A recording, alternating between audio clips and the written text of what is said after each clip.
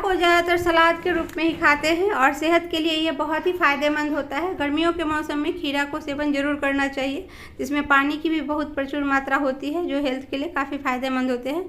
तो नमस्ते फ्रेंड्स, मेरे चैनल में आपका स्वागत है। तो आज के वीडियो में शेयर करूँ मैं खीरा लगाने के लिए किस प्रकार की मिट्टी में खीरा लगाए ताकि उसकी ग्रोथ बहुत ही तेज़ी से हो सके और उसमें फल अच्छे मात्रा में आ सके।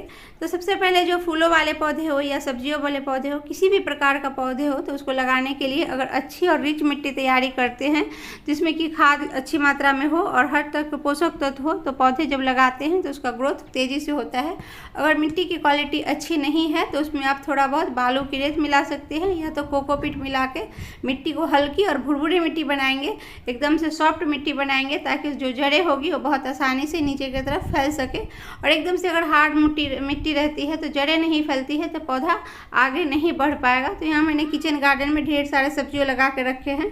तो खीरा लगाने का भी बहुत ही अच्छा महीना है। गर्मियों के दिन में खीरा बहुत ही जल्दी ग्रो भी होते हैं और इसमें से हार्वेस्टिंग भी बहुत जल्दी ले सकते हैं। तो इसको लगाने का सही रहता है, फरवरी से लेकर जून जुलाई तक खीरा को लगाया जा सकता है। तो इसको लगाने के लिए सबसे पहले पौधे को तैयार कर लेंगे। तो पौधे को तैयार करने के लिए किसी भी ग्रो बैग या छोटे गमले में इसके पौधे तैयार करेंगे। तो इस प्रकार से जब पौधे बड़े हो जाए तो इसको आप बड़े गमले में लगा सकते हैं। तो पहले इसको यहाँ पर मैंने 4 पौधे इसमें डाले थे, तो 2 पौधे हटा दिए, 2 को लगाएंगे। तो इसको लगाने के लिए जो कंटेनर होगा, बहुत बड़ा कंटेनर की ज़रूरत पड़ती है, क्योंकि बेल वर्गीय सब्जियों के लिए छोटे गमले में अगर लगाएंगे तो ये अच्छा से नहीं बढ़ पाएगा। तो 20 से 25 इंच का गमले में लगाते हैं तो बहुत ही अच्छा रहता है और उसको सपोर्ट देते जाएंगे। तो यहाँ जो मिट्टी तैयारी की है तो देख सकते हैं इसमें एप्सम सॉल्ट और नॉर्मल जो गार्डन सॉइल है वो लिए है। तो एप्सम सॉल्ट डालें ताकि पौधे शॉक में नहीं जाए और फोलिएज को बचा के रखता है। और फंगीसाइड यहाँ पर डाले हैं, हल्दी पाउडर भी 2 चम्मच डाल सकते हैं। तो थोड़ी सी मात्रा में यहाँ पर मैंने फंगीसाइड डाले हैं। नीम की खली जरूर मिलाएं। नीम की खली मिलाते हैं तो मिट्टी में किसी प्रकार का फंगस रहता है उससे भी बचाव करता है और ये फर्टिलाइजर का भी काम करता है। और यहाँ पर देख सकते हैं ये सड़ी हुई गोबर की खाद है, तो इसके जगह आप वर्मी कंपोस्ट भी ले सकते हैं।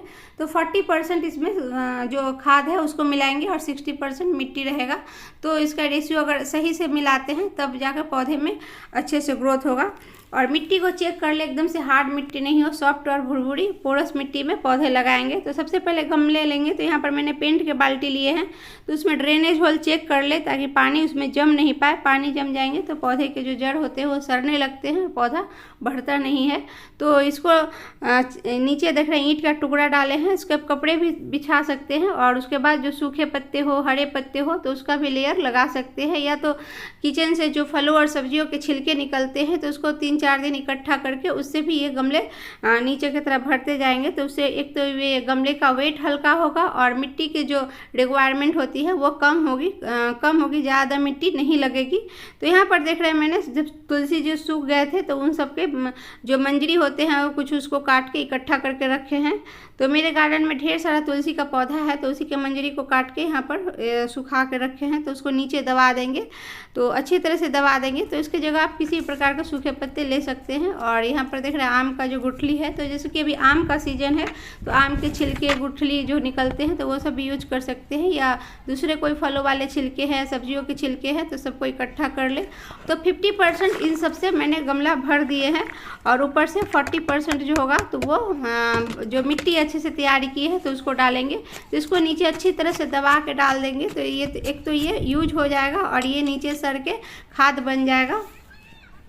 तो बड़े गमले में अगर पौधे लगाते हैं तो इस तरह से जो नीचे का भाग होगा पूरा किचन का जो वेस्ट निकलता है उससे भर दे। और फिर अब देख रहे हैं जो मिट्टी तैयारी किए हैं, तो मिट्टी जब तैयारी करें तो उस बात का ध्यान रखें इसमें अच्छी मात्रा में खाद मिलाना चाहिए। नीम की खली, थोड़ी सी मात्रा में हल्दी पाउडर भी डाल सकते हैं, एप्सम सॉल्ट थोड़ा सा मात्रा में डाल के और अच्छी और रिच मिट्टी तैयारी करेंगे।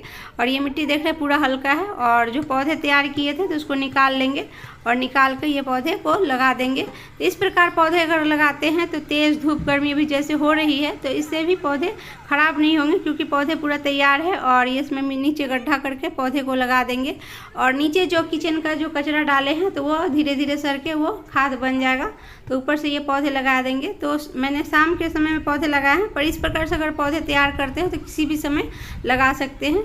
तो इसके बाद इसका पानी का ध्यान रखना है, क्योंकि ये छोटा पौधा है। एकदम से अगर ज़्यादा पानी दे देते हैं तो ये पौधा नीचे सड़ जाते हैं इसके जड़ें और ग्रोथ नहीं लेता है। तो जैसे जैसे पौधा बढ़ते जाएगा पानी भी उसी के हिसाब से इसको ज़रूरत पड़ती है। छोटा पौधा है तो कम पानी की ज़रूरत पड़ेगी, और जैसे जैसे पौधा बढ़ेगा तो पानी इसमें ज़्यादा से ज़्यादा डालना पड़ता है। तो लेकिन अभी जब छोटा पौधा है तो इसको अभी एक बार अच्छे से पानी देने के बाद फिर जब इसमें पानी देंगे तो थोड़ा ही पानी डालेंगे, क्योंकि पौधा का साइज काफ़ी छोटा है।